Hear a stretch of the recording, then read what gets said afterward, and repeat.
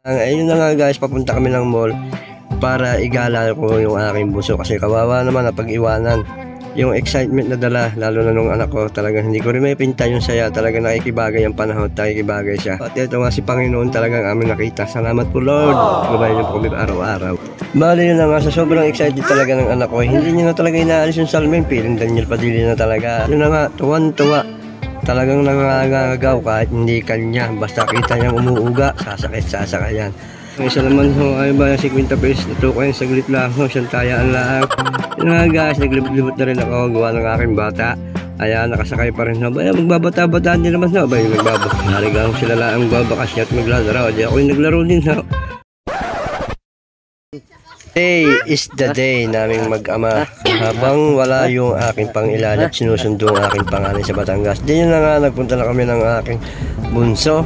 Kahit kami dalawa lang, walang hawak-hawak yung isang yan. Basta haling na rin nga laang. Ayun na nga guys, papunta kami ng mall para igala ko yung aking bunso. Kasi kawawa naman na pag-iwanan.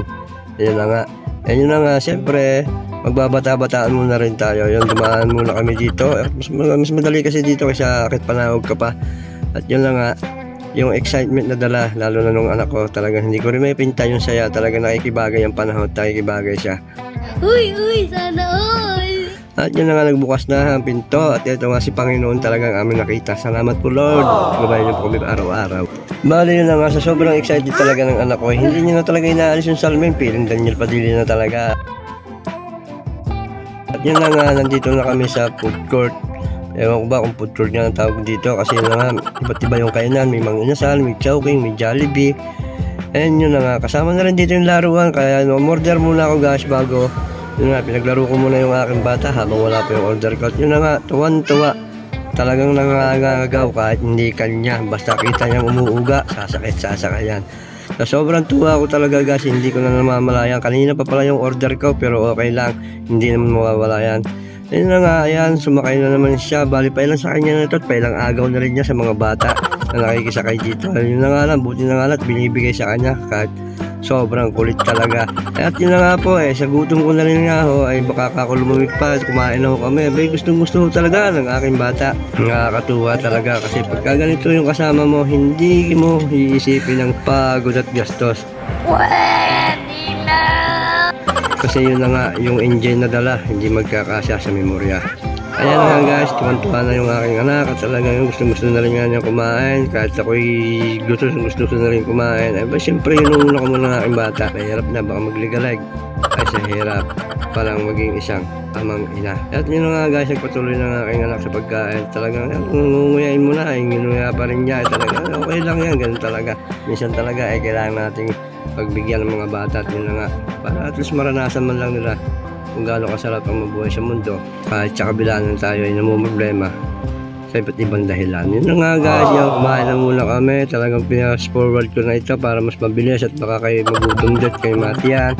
Nakatuwaan ko talaga ay wala kang mapagsiglan. At yun na nga, yung aking anak na ito ay sobrang likot talaga. Ako, Diyos ko po, ulang na dyan namin sa laruan ng pagkain para lang pagsabayan. At yun na kami dumating ho din yung isa, umabol. Ay buti na lahat mo kayo mabilis-bilis umorder. Ayun, kaya ko lang pinakain para mamaya siya magbabantay. At yun na nga, sumakay na naman ho. Ay talagang sa sobrang bait ho na aking bata. Ay talagang nangagawa na naman basta may makitang nakasakay. Yung isa naman ho ay ba 50 pesos na tukoy, saglit lang ho, siyang tayaan lang. Yun nga guys, naglibot na rin ako gawa ng aking bata. Ayan, nakasakay pa rin ho. Baya magbabata-bataan din naman ho. Baya magbabak. Narigang sila lang babakas niya at maglalaro. Di ako yung naglaro din ho. Ay ba ako hindi matuto din sa larong aray. Ay talaga naman niya akong aba. Uy, may nababangga nga sasabit. Ay parang ayaw ko maglaro sa gara. Mas maganda po sa totoong buhay. Abay ako yung nakakapag-drive mo na matuwid. Abay hindi ho. Nilikuman lang. Abay lagi nang babagsak ko.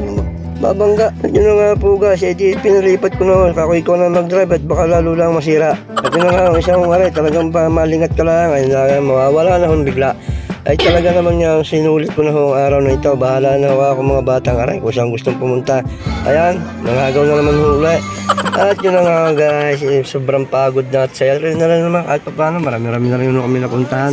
Siyempre, pauwi na muna uli at papahinga muna next time uli para at least kahit pa paano mapaghandaan muna uli namin kung saan kami mamasyal sa susunod. At yun na nga, sa umpisa pa lang, pinakita na kami ni Lord ng sign sa pangalan ng Jesus name. Kaya maraming salamat po. At ginabayan nyo kami sa aming araw ngayon at sa susunod pa mga araw. Ganyan din po sa aking mga mahal sa buhay, ang aking mga pamilya. Maraming salamat po talaga sa paggabay sa amin at sa pagbibigay ng biyaya sa araw-araw. At yun na nga po guys, pauwi na po kami, pabalik na po kami ng bahay. Yun na nga po, medyo mabigat sa bulsa. Pero hindi naman kayang pagkasahin sa memorya, yung sayang dala. Lalo kapag pamilya kasama.